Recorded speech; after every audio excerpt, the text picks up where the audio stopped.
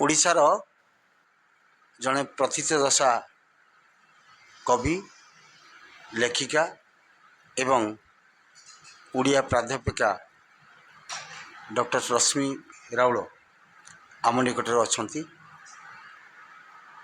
इतिमध्य से 25 खंड बही रचना करिसेंती एवं उड़िया साहित्य प्रति बहुत बड़ अवदान से देइछंती। से भली व्यक्तित्व आम निकट अच्छा।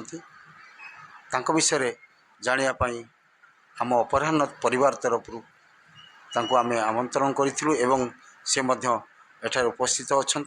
तांको विषय आसतु जानिबा तांकर जीवन कहानी एवं तांकर लेखा संपर्क में समस्त विवरणी आसतु। मो रश्मि राउल भुवनेश्वर रहे।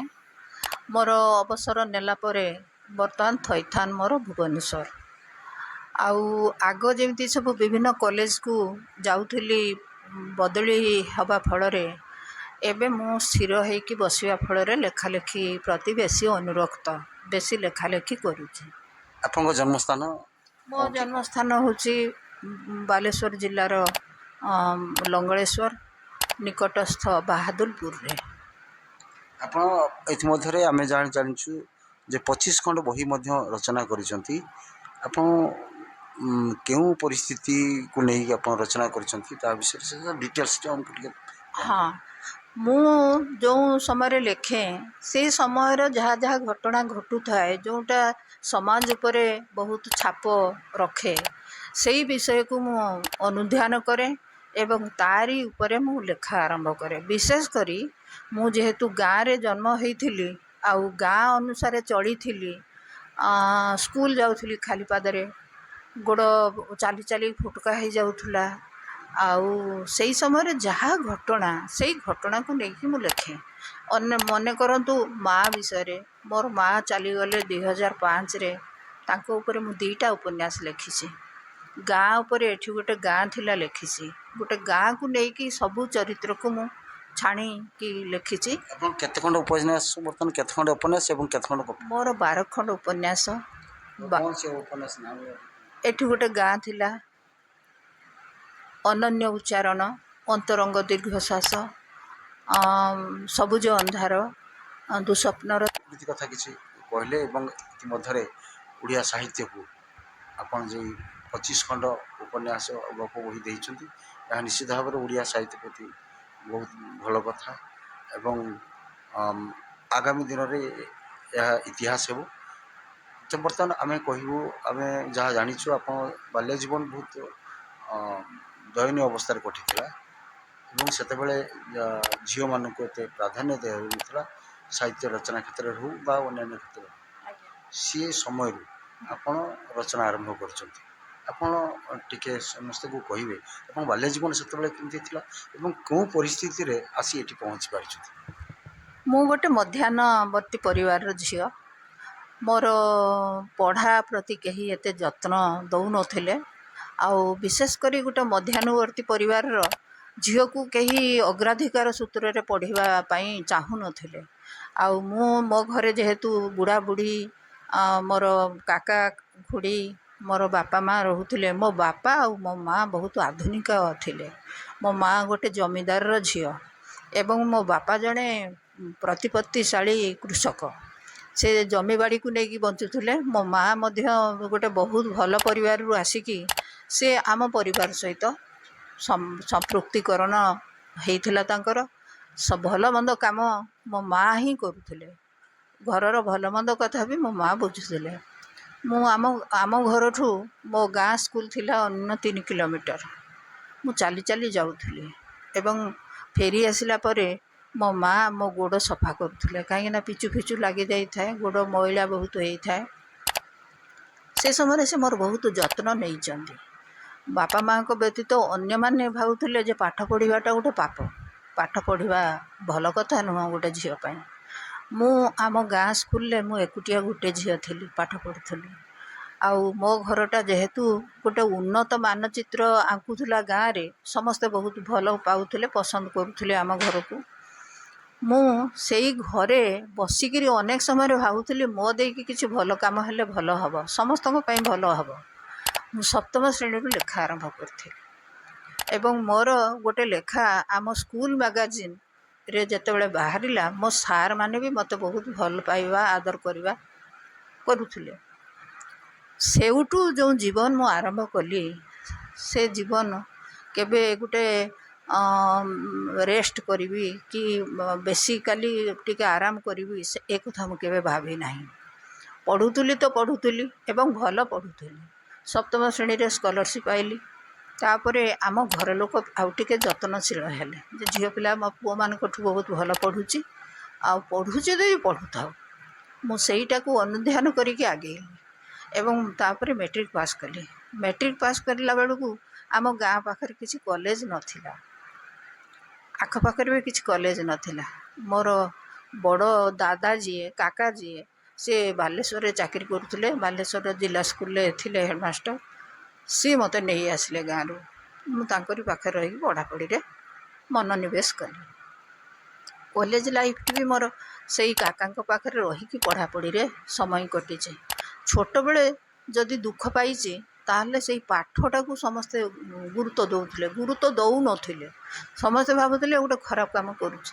ପାଠ ପଢ଼ିବାଟା ଗୋଟେ କ'ଣ ଭଲ କାମ, ଝୋଟି ଦେବା ଶିଖିବ, ଲୁଗା କଚା ଶିଖିବ, ଘରର କାମ ଦାମରେ ସାହାଯ୍ୟ କରିବ। ୟାର କ'ଣ ଅସୁବିଧା ହେଇଛି ଯେ ଇଏ ପାଠଟାକୁ ଏତେ ଗୁରୁତ୍ୱ ଦେଉଛି ଏ ଝିଅ। ଏଇଭଳି ଭାବରେ ହିଁ ମୋ ଜୀବନ ଚାଲିଲା। ତାପରେ କଲେଜ ଜୀବନରେ ଆଉ ଟିକେ ଦୁର୍ବିପାକ ଆସିଲା, ଘର ଡିଭାଇଡ଼ ହେଇଗଲେ। ମୋ ଗାଁ ଘର ବାପା ମା ଏମାନେ ତ ଗୋଟେ ଚିତ୍ତଶାଳୀ ଲୋକ, ଆଉ ମୋର କକା ଖୁଡ଼ି ଟିକେ ଖରାପ ଥିଲେ ସେ ସମୟରେ। ସିଏ ସବୁବେଳେ ଆମକୁ କେମିତି ଅଲଗା କରିବେ ଏ କଥା ଭାବିଲେ। ମୋତେ କକା ଖୁଡ଼ି ଦୁଇ ଜଣ ଯାକ ତାଙ୍କ ଘରୁ ବିଦା କରିଦେଲେ। ମୁଁ ସେଠୁ ବାହାରି ଆସିକି ଗୋଟେ ସାଙ୍ଗ ଘରେ ରହିଲି। ତାଙ୍କ ଘରକୁ ସେତେବେଳେ ପଇସା ଦେବାର ସାମର୍ଥ୍ୟ ମୋର ନଥିଲା। ମୁଁ ତଥାପି ଚେଷ୍ଟା କରି ଟ୍ୟୁସନ୍ କରିକି ତାଙ୍କ ଘରକୁ 100 ଟଙ୍କା ଲେଖେ ମାସକୁ ଦିଏ। 100 ଟଙ୍କା ଲେଖେ ଦେଉଥିଲି ଏବଂ ତାଙ୍କ ଘରେ ଖିଆପିଆ କରୁଥିଲି, ରହୁଥିଲି। ମୋର BA ପାସ୍ ହେଲା ତାଙ୍କରି ଘରୁ। ଆଜି ବି ମୁଁ ତାଙ୍କୁ ଭାବେ ସେମାନେ ମୋ ବାପା ମାଆଠୁ ଅଧିକା ବହୁତ ଯତ୍ନ କରିଛନ୍ତି ମୋର ସେମାନେ। ତାପରେ ମୁଁ ଗଲି ଫର୍ମ ପକେଇଲି MA ପାଇଁ।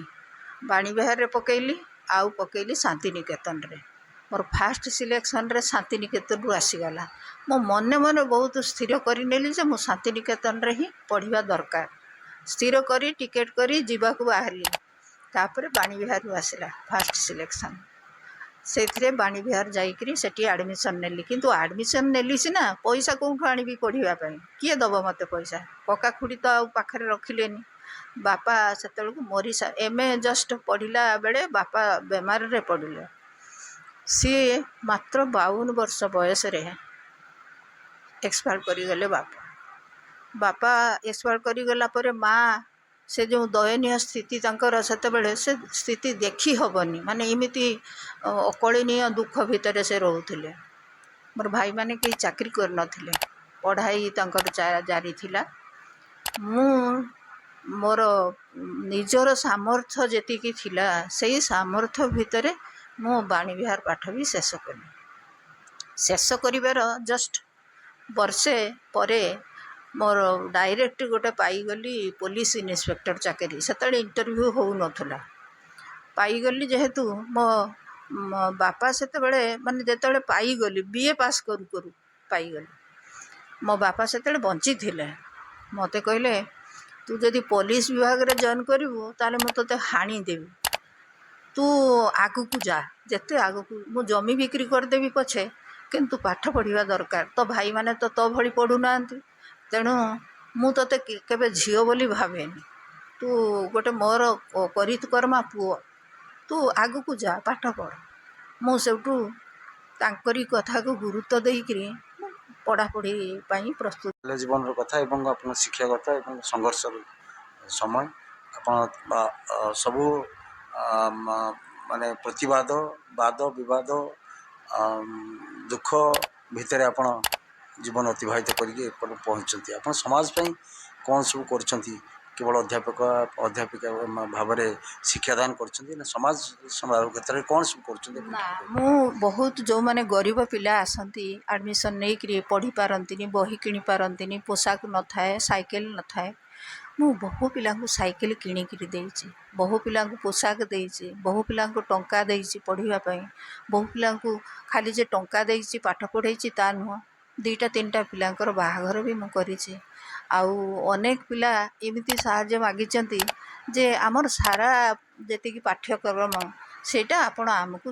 आमको साहाय्य करंतु आमे पढ़िबु चाकरी करिबु एवं किछि पिला को भी मु चाकरी करे देइछि आउ जीवन रो गोटे भल काम मु करिछि सेटा होछि जे आज भी किछि पिला मते पढ़िबा कथा कहंती पढ़ंती मो घरे आसिकी रहंती बेले बेले एटा भी मु करिछि आउ केते गुडे साहित्यिक संस्था सहित मु संपृक्त केते गुडे आनुष्ठानिक कर्म करुथुवा लोकंक सहित संपृक्त मु सबले इच्छा करे जे मु सबले किछि काम करूथाए एनगेज रहूथाए तेणु लेखा लेखी व्यतीत सामाजिक जीवन रे बहु दुष्ट लोकों सहित मु संपृक्त आज भी गाँ को गले लोके आसती जे मु 2 वर्ष है मांस खाइनी मु अनेक दिन है बिड़ी टाणी बिड़ी टणा लोक मैंने मागती बिड़ी टिके किणे दियो आमको गामछा खंडे किणे दियो आउ भल पोशाक गोटे दियो मो पिला झीटी बड़ है पिंधा पाऊनी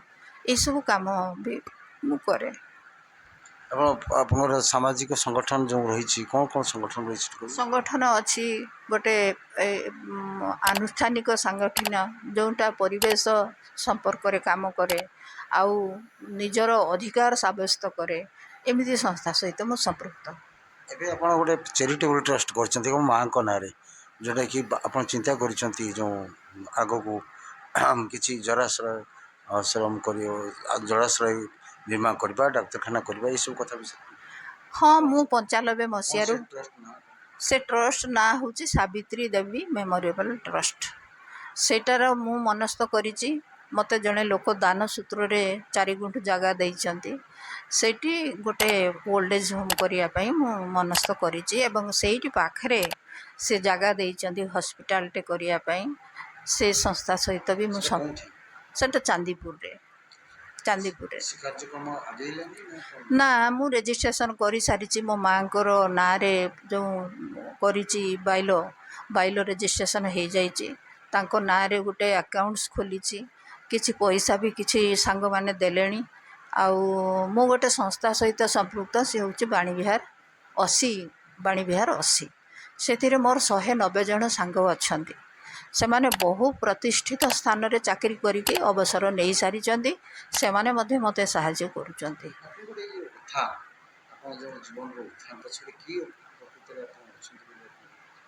मो जीवन पछरे तो मोर काका रही मो बापा रही मोर सांग किछि अच्छी गोपबंधु मल्लिक जड़े पुलिस विभाग उच्च पदाधिकारी थिले डीजी हिसाब से रिटायर्ड करिसेंती सी मोर छोट बेलू सांग प्रथम श्रेणी रु पढ़ला बेलू एमए पास करिया पर्यंत सी मोर सहृदय बंधु एबे भी आमर संपर्क से बंधुता खातिर रे अछि।